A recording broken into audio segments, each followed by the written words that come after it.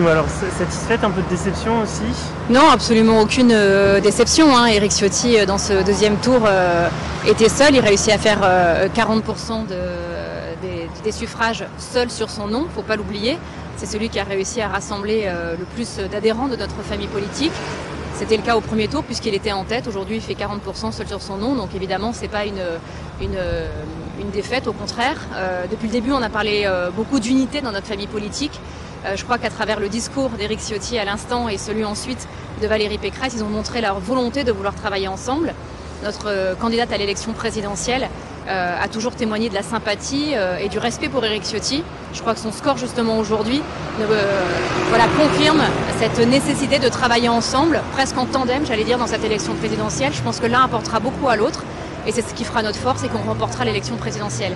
Valérie Pécresse et Éric Ciotti ont annoncé que le premier déplacement de cette campagne des élections présidentielles se fera dans les terres d'Éric Ciotti, dans les Alpes-Maritimes et encore plus symboliquement dans son village de Saint-Martin-Vésubie, d'où il est originaire. Donc ça montre sa volonté de vouloir travailler ensemble et de continuer à travailler avec Éric Ciotti parce que pour moi c'est l'homme fort de ce congrès. C'est celui qui était l'outsider et qui est devenu le favori et le vainqueur du premier tour. Et donc tout ça démontre la nécessité de travailler et la volonté de pouvoir travailler ensemble.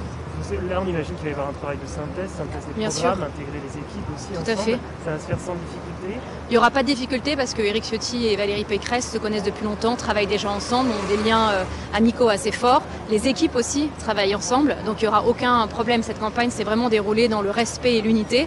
Et il y avait de toute façon dans le cahier des charges de travailler tous ensemble. Donc je pense que les équipes vont se mélanger parce que l'objectif est le même, c'est de remporter cette élection présidentielle. Et ça, on doit le faire tous ensemble. C'est la semaine que Éric Zemmour a choisi pour lancer sa campagne. Éric Ciotti avait assumé une certaine proximité d'idées avec Éric Zemmour. Vous n'avez pas peur que certains électeurs déçus puissent aller voir ce côté-là? Absolument pas. Je pense que justement ce binôme et ce tandem qui formeront, et avec bien sûr aussi les autres candidats de ce congrès, seront une force. Chacun va incarner un mouvement, une idéologie de notre famille politique et que c'est tous ensemble justement qu'on pourra réussir à rassembler tous les électeurs de la droite en France, y compris ceux qui pourraient être tentés par Éric Zemmour ou même par le Front National. Voilà, je pense que chacun va apporter sa contribution dans ce débat et réussir à rassembler l'ensemble de nos électeurs.